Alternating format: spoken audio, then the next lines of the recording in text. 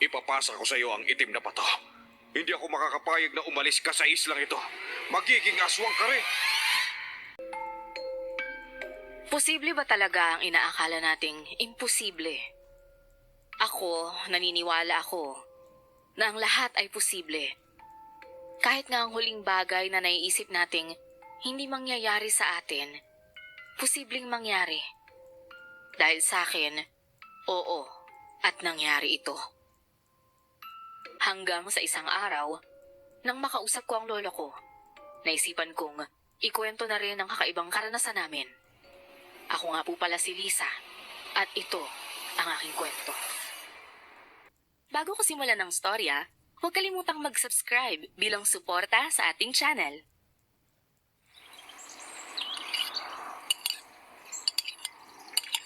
Lo, ano na kayang nangyari kila nanay tsaka tatay, no?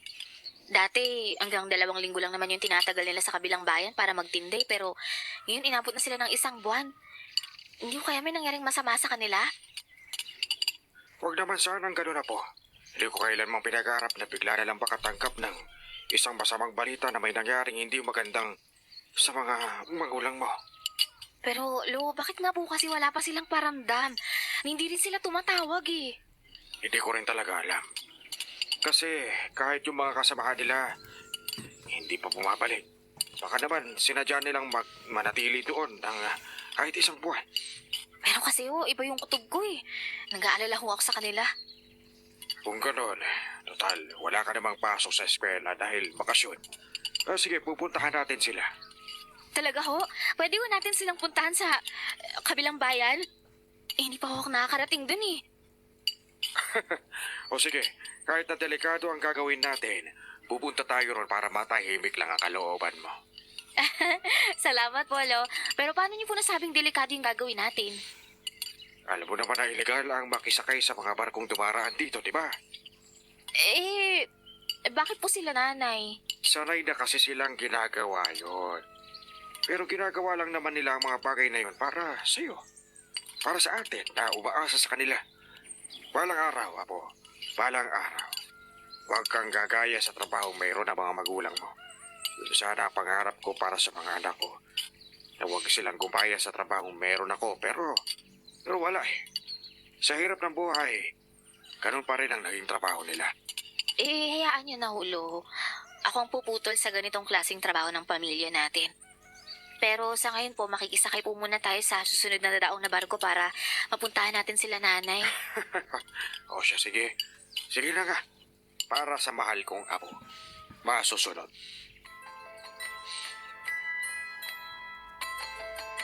Napangiti ako kay Lolo nang pagbigyan niya ako sa kahilingan ko. Ang mga magulang ko ay nagtitinda ng mga kalakal sa kabilang bansa, malapit lang naman yun sa amin. Pwedeng tawirin gamit ang bangka pero mas mapapabilis at mas safe kung makikisakay sila sa barko. Kaya naman kapag may dumadaong na barko sa isla namin, nakikisakay sila at binabayaran na lang yung nagsasakay sa mas maliit na halaga kumpara sa mga pasahero. Yun nga lang kapag nahuli, pwedeng pababain silang bigla. 1 buwan na nung umalis sila nanay at tatay pero hanggang ngayon hindi pa rin sila nakakabalik. Kaya todo na talaga ang pag-aalala ko. Kinakabahan na ako sa kung ano na kaya yung nangyari sa kanila. Hanggang 2 linggo lang kasi ang tinatagal nila sa pagtitinda ron. Pero ngayon, inabot na sila ng 1 buwan. At hindi karaniwan yon. 2 araw lang matapos kong magsabi kay Lolo na pumunta kami sa kabilang bansa. Dumaong na ang barko sa isla namin. Bit-bit ang mga gamit namin. Kinausap ni Lolo ang nagpapasakay ron.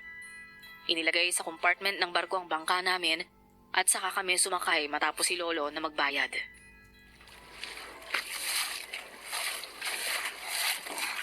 Ayan, ilang oras na lang makikita mo na ulit ang nanay at tatay mo.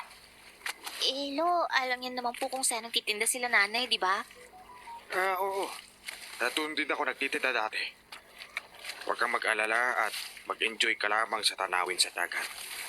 Ay, naku, alam niyo, hindi na ako makapaghintay na makita si nanay at si tatay.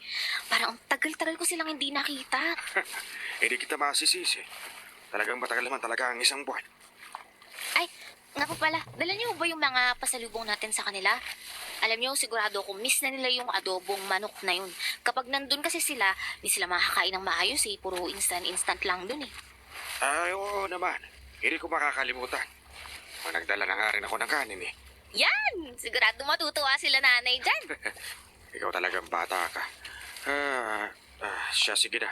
Huwag ka nang masyadong maingay at baka mapansin tayo masyado, ha? Mamaya lang yung mag-iikot na yung magbabantay sa barko. Ha? Sino yun? Hindi ko alam ang tawag sa kanila, pero mga peste ang mga yun dahil sa oras na mahuli nila tayo. Siguradong pabababain nila tayo. Oy! Oy, kayong dalawa dyan! Naku po, ayan na nga yung sinasabi ko. Huwag ka magsasalita.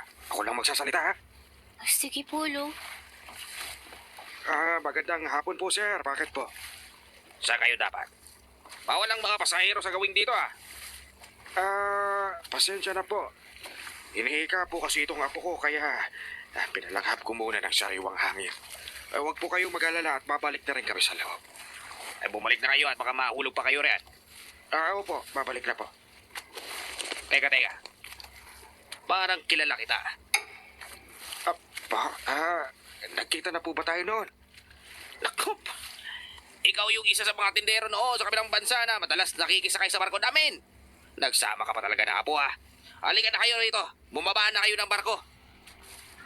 Sir, pasensya na po kayo. Kailangan na po namin pumunta sa mga magulang nitong apo. Kumawa na po kayo. Umaawa kami sa inyo, edi wala nang kita ang barko. Ay, sige. Magsilayas kayo. Hindi namin akalain na sa kalagitnaan ng biyahe namin patungo sa kabilang bansa, kagad kami nahuli. Hindi naman kami nakatakbo dahil mahina na nga ang mga tuhod ni Lolo. Humihinto raw kasi ang mga barko para tingnan ang mga pasahero at i-check kung nasa maayos ang lahat. Wala kaming nagawa nang ibaba na lang ang bangka namin habang kami ay sumakay na lang doon sa kalagitnaan ng dagat. Grabe naman sila, Lo. Wala silang awa. Paano kung malunod tayo dito? Ni wala tayong makita ng lupa. Huwag kang mag-alala po. Kabisado ko to. May malapit na isla sa di kalayuan. Kahit na po, wala pa rin silang awa. Ganoon talaga. Wala tayong magagawa. Magsagwa na lang tayo para makarating na tayo. Malapit na rin naman ito eh. Nasa kalagitnaan na tayo. Sige, Hulo. Wala naman na po tayong magagawa eh. Tara na ho. Ako po. Bilisan na natin at bago pa tayo maabutan ng ulan. Hala, Lo. Mukhang mabagsak na eh. Makulimlim na oh. Langya. Ipagdasal mo na makarating tayo bago pa bumagsak ang ulan. Nagmamadali kaming nagsagwan. Nagdadasal kami na sana makarating man lang kami kahit sa sunod na isla para makapagpatila muna. Pero hindi pa man kami nakakalayo. Bumuhos na ang malakas na ulan. Kung meron sigurong pinakamalas na araw, malamang ito na yon. Sunod-sunod na kamalasan ang naranasan namin ni Lolo. Lo, natatakot ako eh. Paano na tayo? Anong gagawin natin? Paano tayo makakarating doon? Tibayan mo lang ako. Hanggang sa makarating lang tayo sa susunod na isla, ha? Pero Lo, malakas yung alon eh. Anong gagawin natin? Kayo na po ang bahala sa amin, Ama. Sa isang iglap, bigla na lang lumakas ng napakalakas ang ulan at inalon ang aming bangka. Wala kaming nagawa ni Lolo. Tumaob ang bangka at nahulog kami ron. Sinusubukan kong tawagin si Lolo pero hindi ko na siya mahanap. Dahil palakas ng palakas ang ulan. Umiyak na ako sa takot at kaba. Sa tanang buhay ko ngayon lang ako nagdasal ng napakataimtim. Takot na takot akong mamatay sa kalagitnaan ng dagat. Takot pa akong mamatay dahil bata pa ako at marami pa akong mga pangarap. At nang buong akala ko ay katapusan na ng buhay ko, napasinghap ako, sunod ng pag-ubo ko ng tubig. Agad bumalot sa katawan ko ang pinaghalong lamig ng hangin at init ng araw na tumatama sa balat ko. Saka ko lang na-realize kung ano nga ba ang nangyari.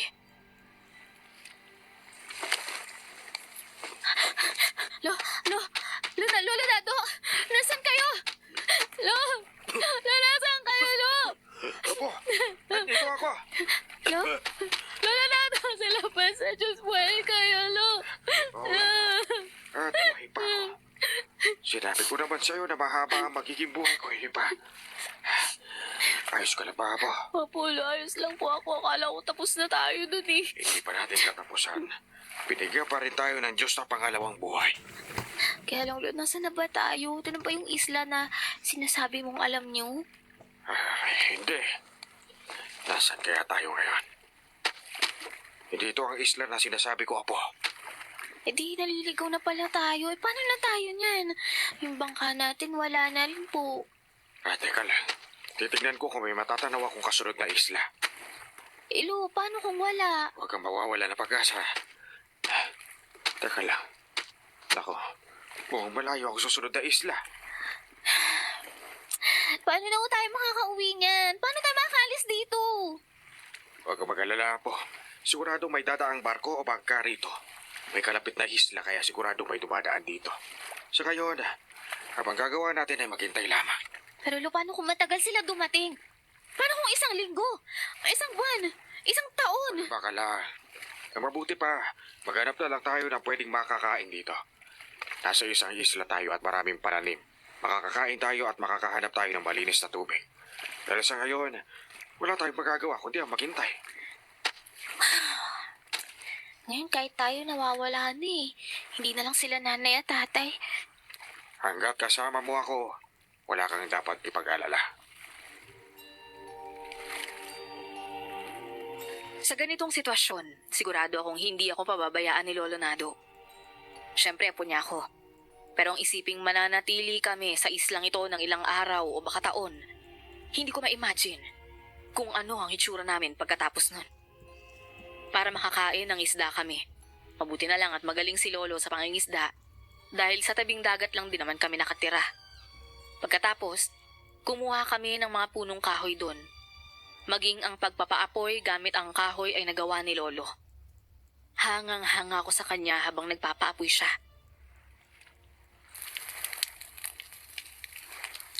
Lo, ang galing niyo namang magpaapoy. Sana matutunan ko din yan. Eh teka, saan niyo pala natutunan yun, Lo? Siyempre sa tatay ko.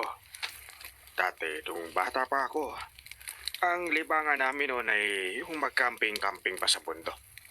Tinuruan niya ako na eto, magpapoy gamit lamang ang kahoy. Ang sabi niya, para kung sakaling mangyari na ako lang ang mag-isa sa kagubatan, mabubuhay ako.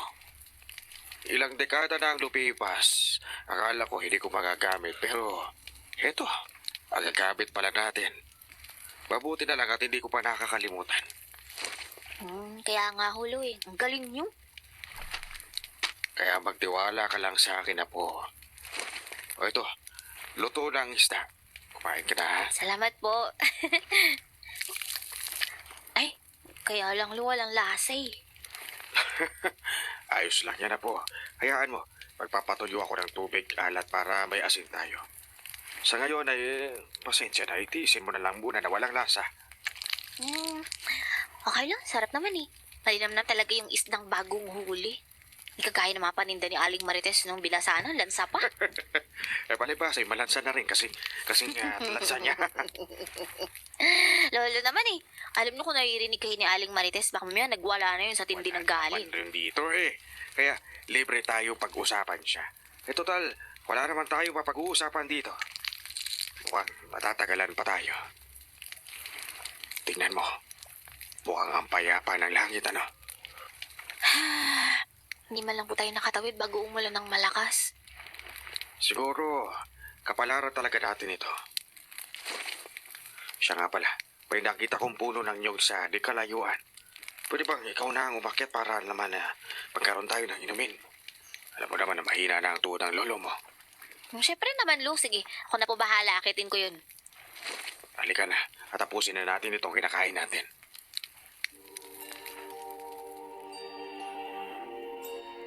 Pagkatapos kumain, umalis na kami para pumunta sa puno ng niyog na sinasabi ni Lolo. Pagkarating doon, umakit ako. Buti na lang at marunong ako. Kahit pinagagalitan kasi ako ni tatay sa tuwing aakit ako ng puno, kasama yung mga kaibigan ko hindi ko siya sinusunod. Mabuti na rin palang hindi sumusunod minsan magagamit ko rin pala ang natututunan kong pag-akyat na ito sa puno. Apo! Sapat na tong 3 buko. Bumaba ka na riyan. Sige la! Ito na po, teka lang!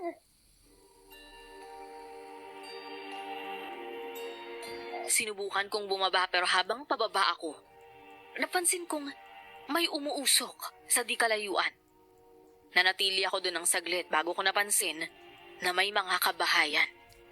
Sa pagkasabik, nagmamadali akong bumaba kahit halos magasgasan ng mga hita ko. May mga tao rito. Apo naman, magdahan-dahan ka naman at baka mahulog ka. Lo, may mga tao dito, hindi lang pala tayo nandito eh. Talaga? Saan mo naman nakita? Doon banda. Diyos ko, salamat naman. Halika at puntahan natin maya-maya pagkatapos natin ginumin itong sabaw ng buko. Eh baka matulungan nila tayo.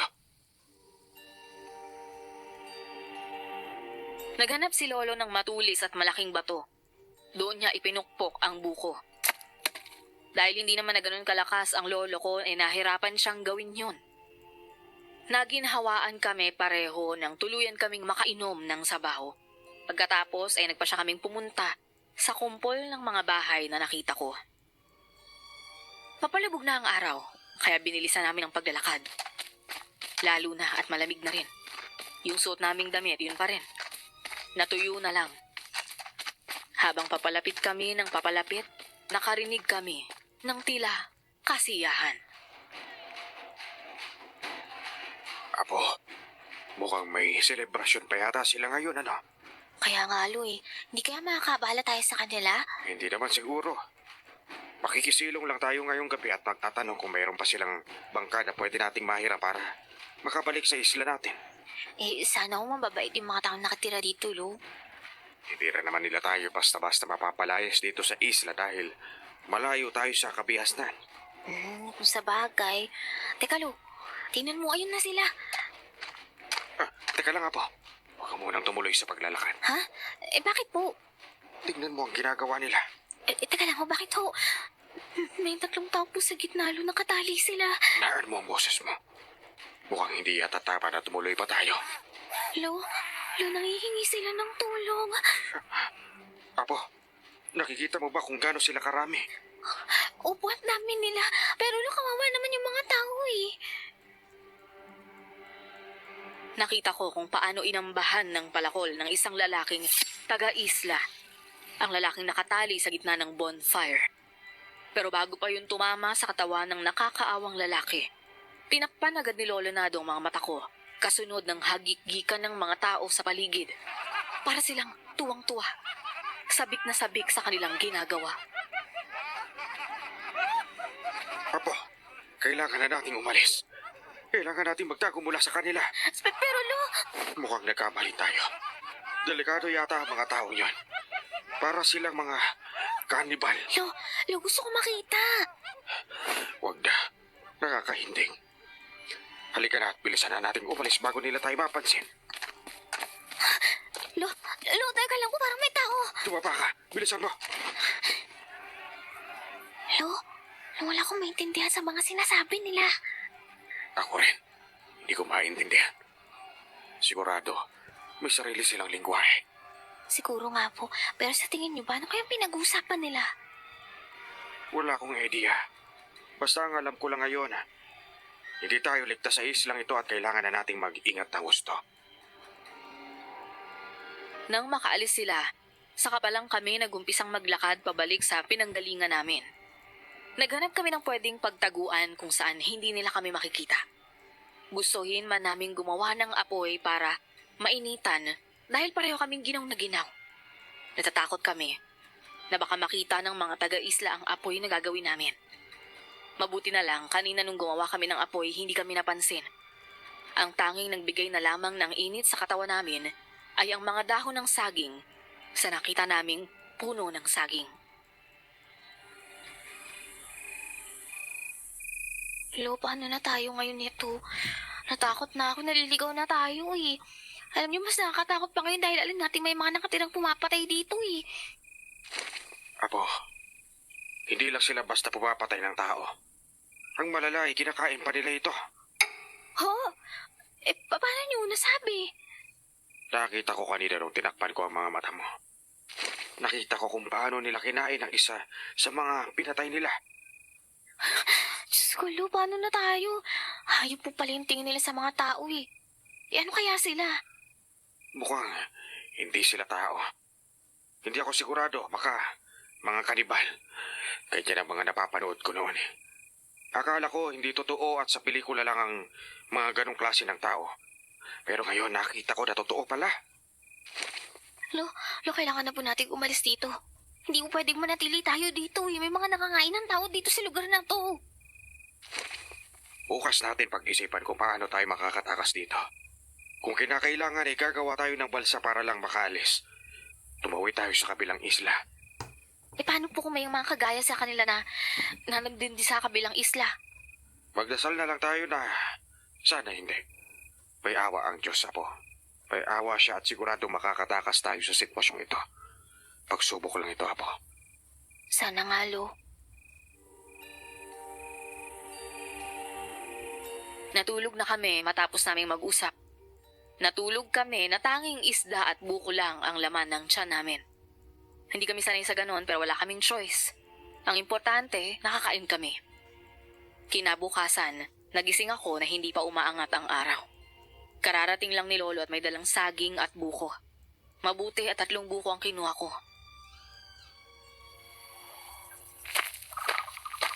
Apo, pasensya na at ito na lang ang madaling bakuhan. Pero hayaan mo, mamaya maghahanap tayo ng puno na pwede nating kainin at mangisda na rin. Salamat, Lo. Okay na ho to. Umubusog na po tayo dito. Kaya pala, nakita ko yung bangka natin. Sira na pero ang importante nandun pa yung mga gamit natin. Lalo na yung mga damit. Ito, medyo basa-basa pa. Mamaya ipipilat natin sa araw. Lo, ibig sabihin, pwede na tayong umakauwi. Ayusin na lang natin yung bangka. Yun nga rin ang nasa isip ko. Puntahan na natin. Mamaya na. Kumain na muna tayo para magkaroon tayo ng lakas. Paano kung makasalubong natin yung mga taong yon? Sa bagay, tama kayo, Lo. Alam nyo, mas ayos po yata kung gumawa tayo ng panlaban sa kanila eh. Sana nasa bangka pa yung kutsilyo natin. Mangangahoy ako at gagawa ng patulis na kahoy.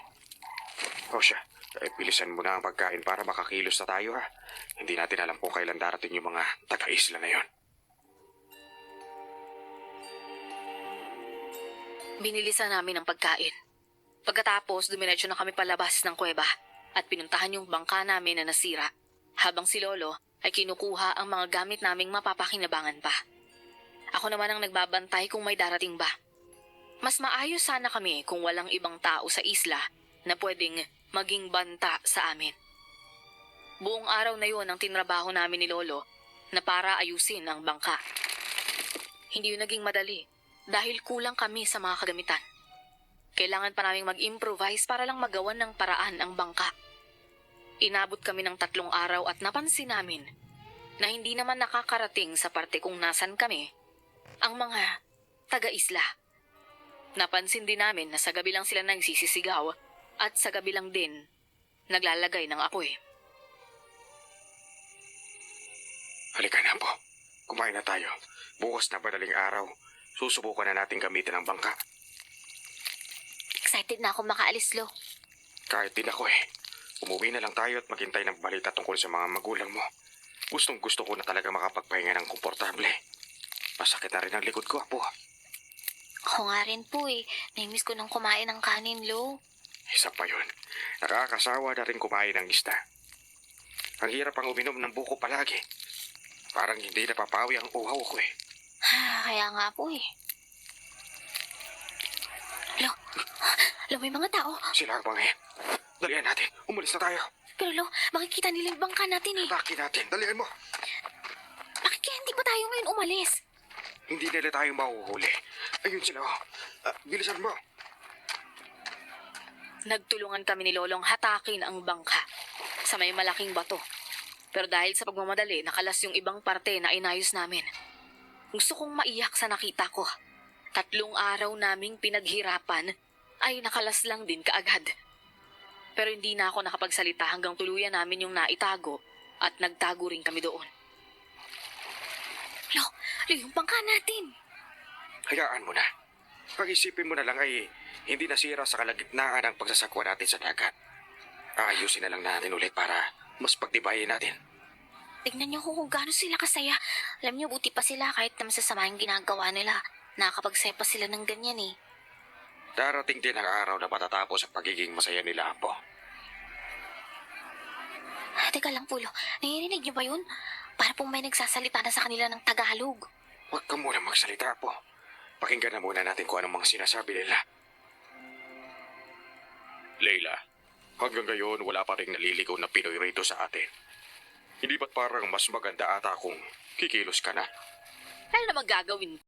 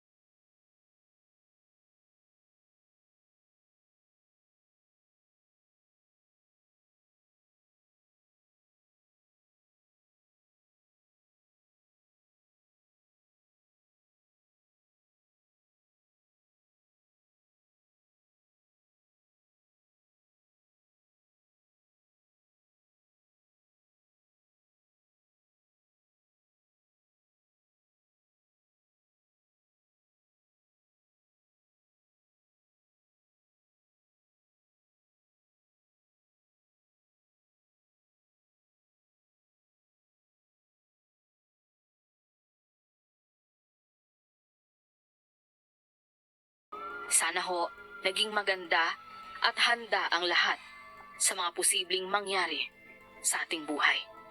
Dahil para sa akin, ang lahat ay posible.